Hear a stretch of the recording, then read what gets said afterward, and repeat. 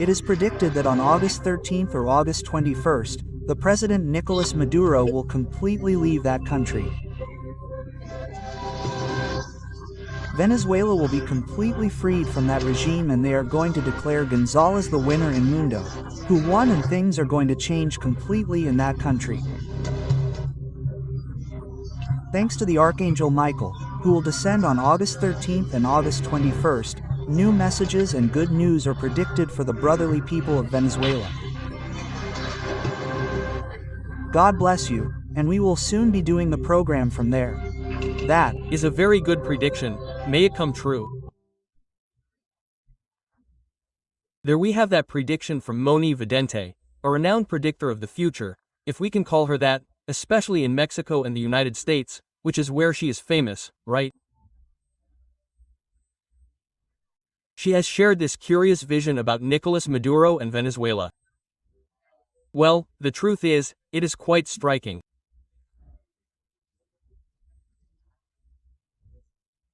Well, it's true that we're all waiting for January 10th, for those massive protests, for the role of the army, and there's even talk of Maria Corina Machado's return, with that message she gave at the beginning of January 1st, in which she called on people to mobilize not only in Caracas, the capital, but in all possible locations.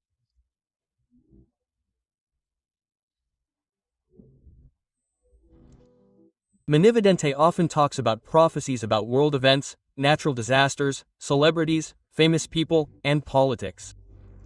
It's true that she's not always right. It's true that in Latin America, well, there's a bit more belief about these things. Here in Europe in general, I'm speaking in general terms, not for everyone, but there's a bit more skepticism. I mean, what MHONI VIDENTE said is something that I think we all have in mind, and of course we hope that it will come true in some way. I'm left with several things. The end of Nicolás Maduro's regime is near. It marks the beginning of a new era of freedom for Venezuela, and above all, it talks about March or April. In other words, this is not going to happen immediately. We understand that things will continue to happen during this period of time, and the truth is that a free Venezuela is something that not only the citizens of that country dream of, but also the entire world.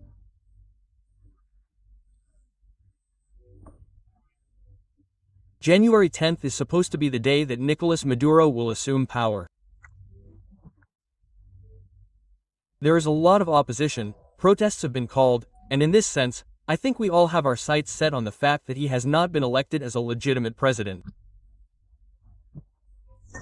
Whether that regime will cease to exist in March or April, well, as I said, it depends on many factors. I believe that Maria Corina, the world, wherever it is there, waiting to restore to Venezuela the splendor that it lost with Chavismo and that continued with Nicolás Maduro's regime.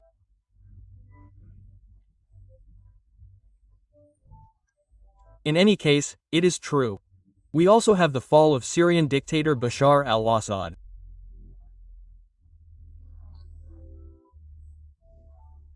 Geopolitics are going to change by 2025, and hopefully this cascade of falls of dictators or democrats disguised as authoritarians, or the other way around, authoritarians disguised as democrats, will be good news for the world.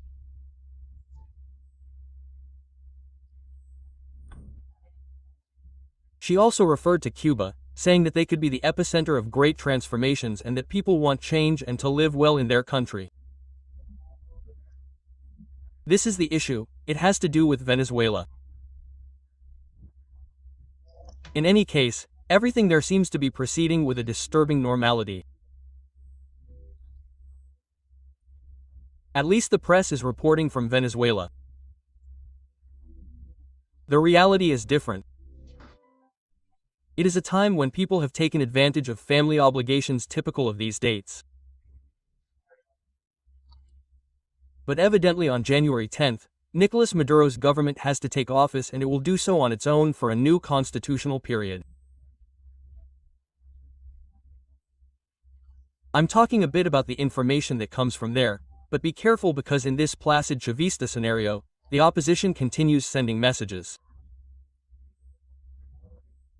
We've seen Maria Corina, but we've also seen Edmundo Gonzalez in this case. His social networks are on fire, and perhaps now they're not as active as they should be, but anyway, as I say, the issue has become crucial.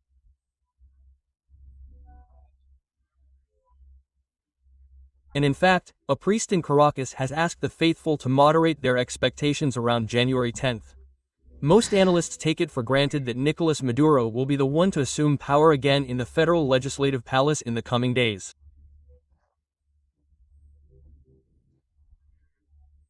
But from hiding, Maria Corina Machado is closer to that political change for the country. She has said it: the government is divided, the fractures in the regime are deepening, they are weaker than ever, and there is even a certain internal war. She advises Maduro to accept the terms for a peaceful transition within the constitutional framework, or it will be worse for him.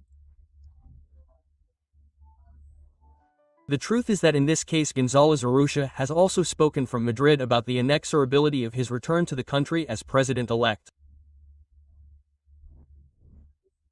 I think that, well, things have to change. The thing is that, of course, a dictator is forgiven for the atrocities he has committed in his country. Sure, it's the same old story. We can't call him a dictator because this man has somehow called elections. It's another thing whether we trust those elections and whether the Venezuelan people really want this man as president in a country that is not progressing.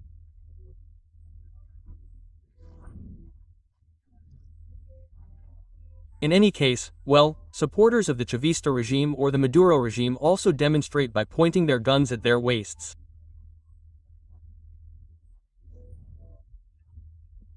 They have stated on several occasions that they are ready for any contingency and have warned the opposition about the consequences of an unconstitutional procedure. The dreaded Simón Bolívar law, which imposes 60-year sentences, prison, and fines for those who request sanctions and issues that threaten the country, in other words, completely destroying freedom of expression. Freedom of expression, yes, but whatever, I say, that is what is happening in Venezuela, which already has 1,800 political prisoners. It is truly outrageous. First of all, because most of the people in prison are not criminals. They are simply dissidents of this regime that has taken over Venezuela in total ruin.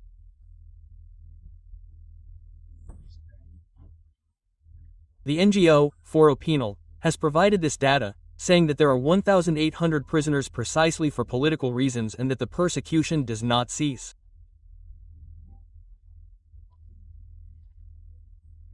In fact, on Christmas Eve, the regime arrested Luis Tarbé, the international political coordinator of Machado's party, 20. To tell everyone, even families, and I know that, well, here in Spain there are many Venezuelans. I know that among the families themselves, there are internal wars, at a political level, because there are some who support this regime, saying, well, what's going to happen? What's better than the devil you know than the devil you don't? And those who really want change don't have that voice. As we can see in the images, Maduro goes on about it with that microphone, populism at full blast. Anyway, I do hope things change. I'm not in favor of the death penalty, but I obviously don't think this man has been the most diplomatic leader or the one who has done the most for human rights in his country. I think quite the opposite. When you persecute people who disagree with your political ideas, well, I'm sorry, but that's not called democracy. And people want to live in peace, people want to live safely, people want to take back their country, and a few people aren't letting it happen. It reminds me a lot of the example of Korea, North Korea.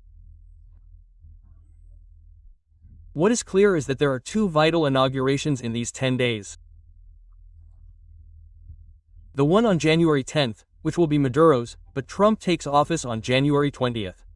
So, as I said, in the end this inauguration in Caracas is subject to the one in Washington and to the tenor of the speeches of the officials appointed by Donald Trump to manage relations with the region corresponding to the type of government that the unpredictable tycoon is going to exercise.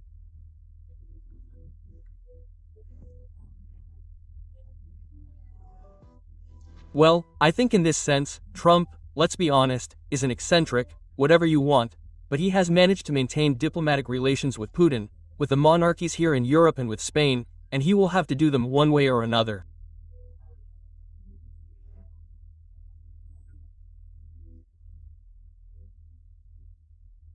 In the end, he gives in. He gives in a little because he knows that the opposite could effectively lead to war, but anyway, let's see what happens.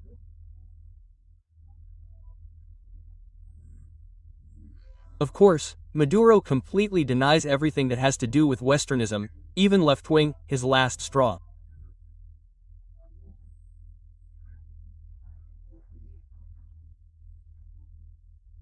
Well, he always does this too.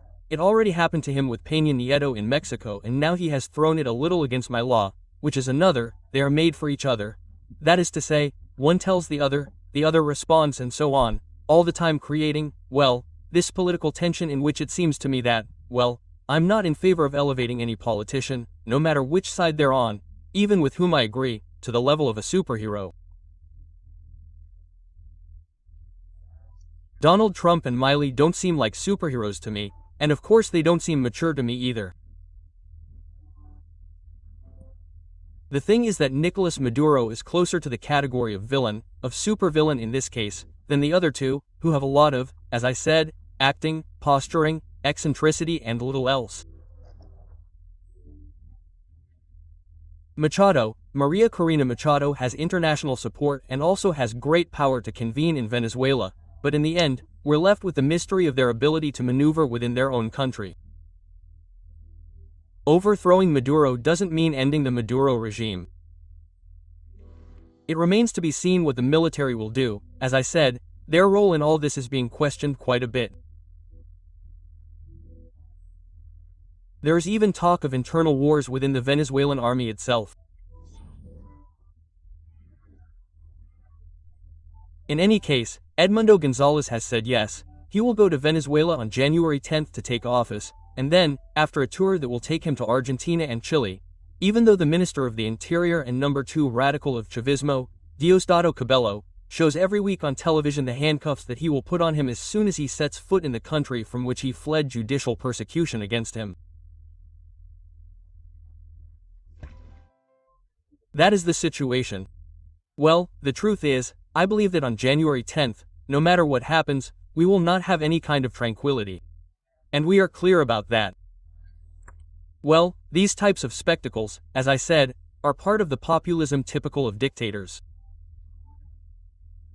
Yesterday we compared Maduro to Mussolini or Hitler.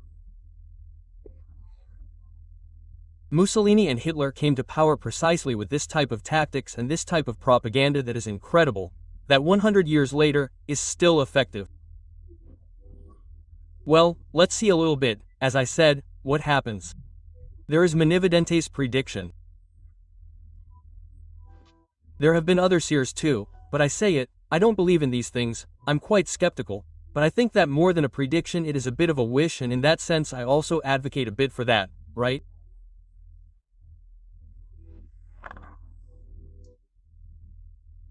For there to be a change in Venezuela, for this cursed era that has been going on for many years to end, first with Chavez, then with Maduro, and above all, I have to think about what will become of Maduro's future, because he also has his entire family connected to the government.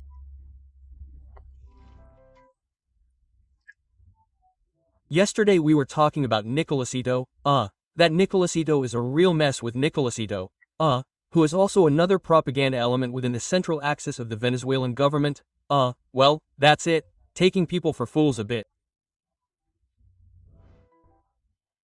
And I honestly don't know, I don't know what's going to happen. Let's hope, as I said, that Venezuela moves from being a third world country, which it is, precisely when all the countries, with their things, in Latin America, are considered, emerging powers, which in the end, advance step by step, each one with their own ideas, but, except for Venezuela and Cuba, the rest of the countries continue to advance, they continue to advance towards a better society, towards a more advanced society.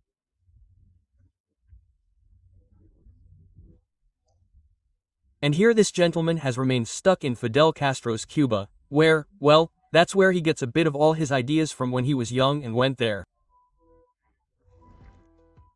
And of course, I believe that a horizon of hope is opening up in this case with Maria Corina Machado and Edmundo Gonzalez.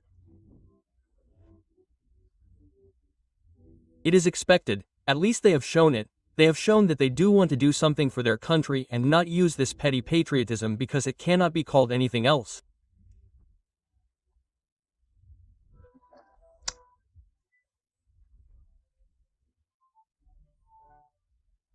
And, well, then, interestingly, because many people are surprised, it is that, of course, this initiative, which has already passed in 2 elections by Latinos for Trump, the majority of Latinos for Trump are precisely people from Venezuela who want change in their country, to be able to return, to be able to live again in a country that was emerging, let's say, until Chavez arrived and, later, continued with this regime that has a lot of openness compared to Chavismo, but I don't want to say that either.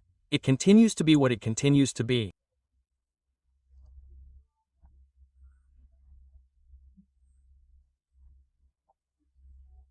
You can't talk, as I said, about democracies in countries like this when in reality, well, this is what it is and there's no other way to describe it.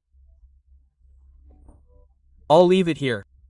Let's hope MHONI Vidente's prediction comes true and you can freely express your opinions in the comments, subscribe, hit the bell, like to support the channel, and I'll leave you here with more videos and on the main channel Jack of Hearts.